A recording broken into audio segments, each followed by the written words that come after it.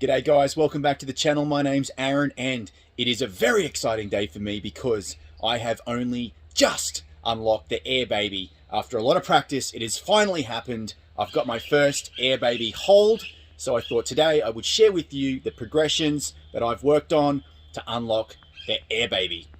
The very first progression I worked on was the crow, but there's a slight difference to the standard yoga crow in that I put my knee on the back of my tricep just to get used to the correct knee position to transfer over to the Air Baby. So if we have a look at this, I put my two hands down on the ground and I'm going to put my knees on the backs of my tricep like this, take the toes off and hold.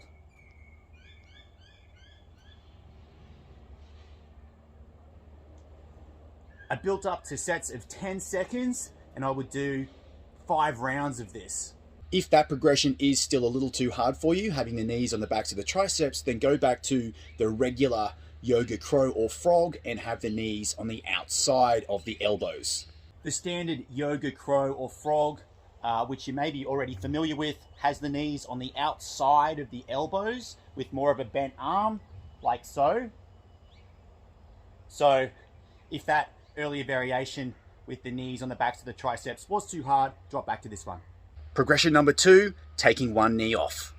So to take one knee off, we have to do the same setup with the knees on the backs of the tricep. Up we go, and then start to take one knee off. And back. And back. You'll find out very quickly that just taking one knee off makes it much harder. So aim for sets of maybe 2 reps per side if you can, or just 1 rep per side if you can, and build that up. Try to get, at least 10 to 20 reps in so that you get practice shifting the weight. Progression number 3 is changing the hand positioning. So with the Air Baby, what we actually have is the supporting hand, the fingers facing away. So 90 degrees away from us, not in front like in the frog. We turn it to the side, and then this second hand we have out in front like so. With that hand positioning in mind, next it's important to figure out how to get one knee onto the Air Baby. So I put my fingers facing 90 degrees out, my other hand out in front like so. I'm going to bend this arm, I'm going to put my knee up nice and high, and then I'm going to just start to be able to take the weight.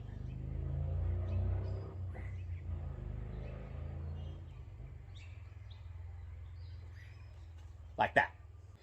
When we lift the back leg off, what we need to think about is rolling the pelvis, rolling the hip over, and sending that top leg over towards the back. This helps create the counterbalance for the actual balance component of the Air Baby. So if I just show you from my knees without putting my knee on my elbow what's happening with this back leg, what I'm going to do is straighten that leg out and then roll it like so and send it backwards. So if you see it from this angle, what's going to happen is it's going to go back and start to go this way. Time to chalk up.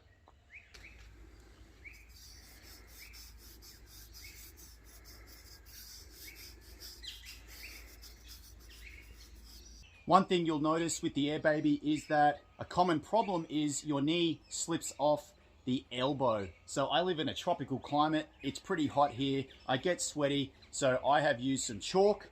I chalk up my knee, chalk up the back of the tricep, and you want that skin on skin and you want it to grip. So you don't want any material that's slippery. You want as much grip as possible. The chalk really helps.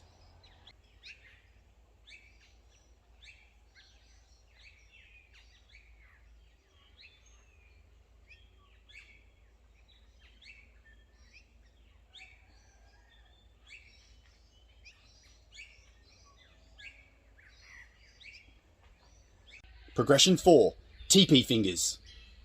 Once I built up to 10-second holds with the second supporting hand flat on the ground, I moved to the TP fingers. So what I did for that was I started in the TP fingers.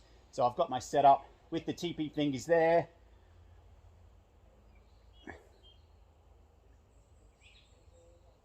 like so. And I'm trying to make it lighter and lighter in my fingers. Progression 5. One finger. The one finger support hold starts off in the 5-finger support, the TP position, and then I'm going to go to the one finger. But first, I just want to talk about the side body and what that's actually doing. I'm actually flexing it. I'm creating a lot of flexion like that with the lat and the side body down through the ribs in order to create that tension for the hold. So let's just take a look at the single finger entry, starting with the TP. The knee goes on.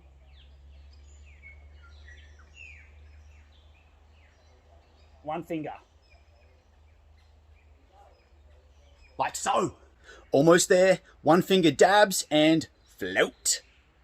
Once you get to one finger, what we want to do is start to just release that finger as lightly as we can and start to try some dabs, and then eventually we start to float. So avoid trying to just throw the hand up because it affects the balance. And what I'm really trying to do as well is bring my weight back to get that balance point as I release the finger. So take a look.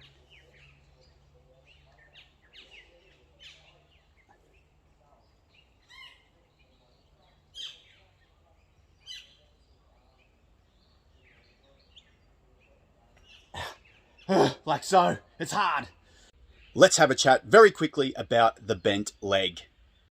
The really important thing to think about and do with the bent leg is we need to keep that leg flexed in a bent position. If you let that go and release it, you'll fall off. So what we need to do is get it high. You'll find your own spot up on top of the tricep and keep it bent.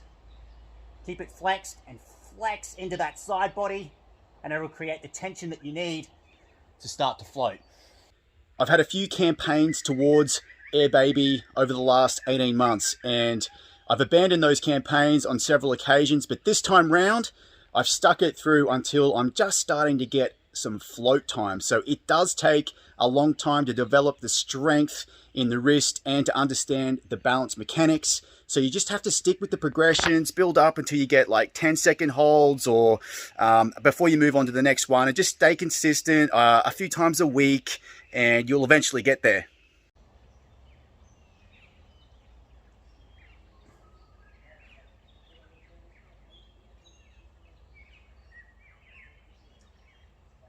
Ooh.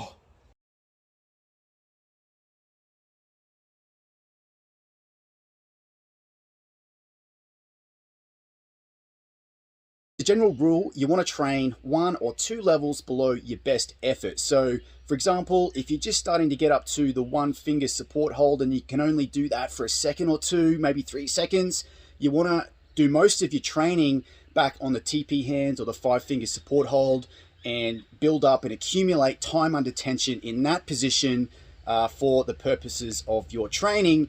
Try to avoid just hitting and hoping at your max effort every single time, because it's really hard to get enough time under tension if you do that.